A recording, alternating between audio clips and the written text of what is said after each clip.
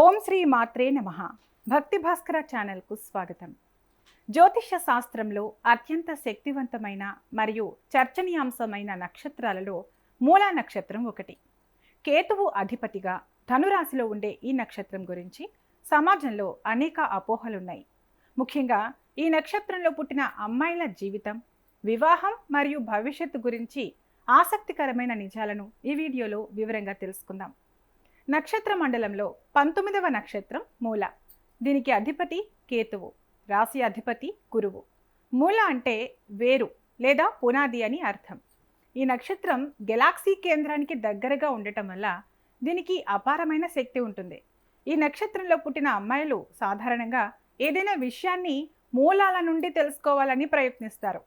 సమాజంలో మూల నక్షత్రం అమ్మాయిలు అత్తగారికి గండం అనే ఒక తప్పుడు ప్రచారం ఉంది. కానీ శాస్త్రం ప్రకారం ఇది కొన్ని పాదాలకు మాత్రమే పరిమితం.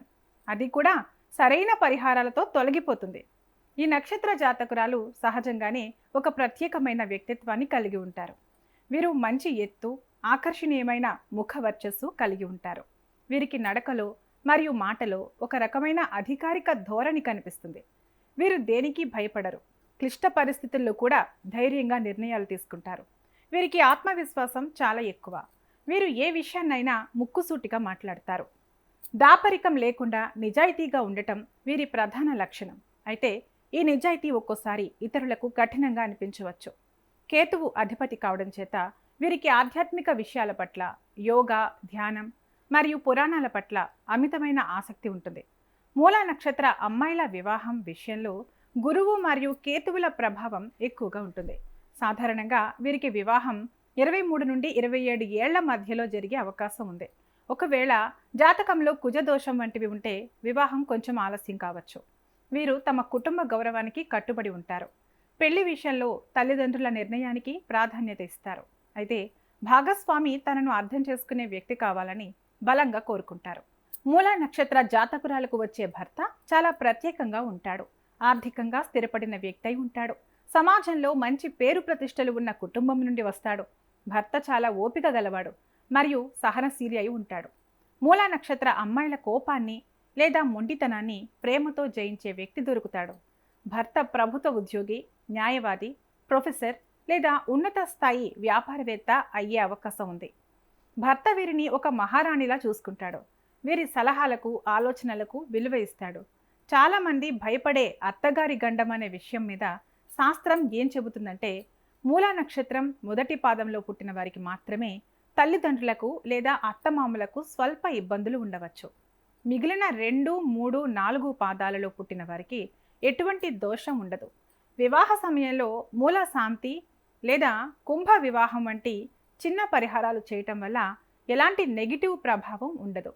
నిజానికి ఈ అమ్మాయిలు అడుగుపెట్టిన ఇల్లు సిరి సంపదలతో తొలతూగుతుంది.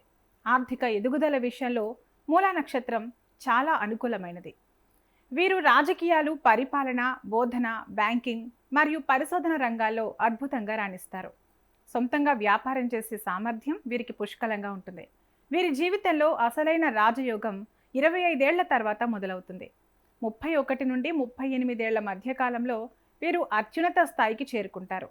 సంపదను కూడబెట్టడంలో వీరు సిద్ధహస్తులు. వీరికి భూమి, గృహయోగం చాలా బలంగా ఉంటుంది. సొంత ఇల్లు కట్టుకోవడం లేదా పెద్ద మొత్తంలో భూమిని కొనుగోలు చేయడం వంటివి చేస్తారు. వీరికి తరచుగా నడుము నొప్పి లేదా కంటికి సంబంధించిన సమస్యలు రావచ్చు. కాబట్టి క్రమం తప్పకుండా వ్యాయామం చేయాలి. వీరు ఆహారం విషయంలో నియంత్రణ పాటించడం మంచిదే. మూలా నక్షత్ర అమ్మాయిలు తమ జీవితంలో ఆటంకాలు తొలగించుకోవటానికి ఇప్పుడు చెప్పే పరిహారాలు పాటించాలి. ప్రతి శనివారం హనుమాన్ చాలీసా పఠించడం లేదా ఆంజనేయ స్వామిని దర్శించుకోవటం వల్ల కేతు దోషాలు తొలగిపోతాయి.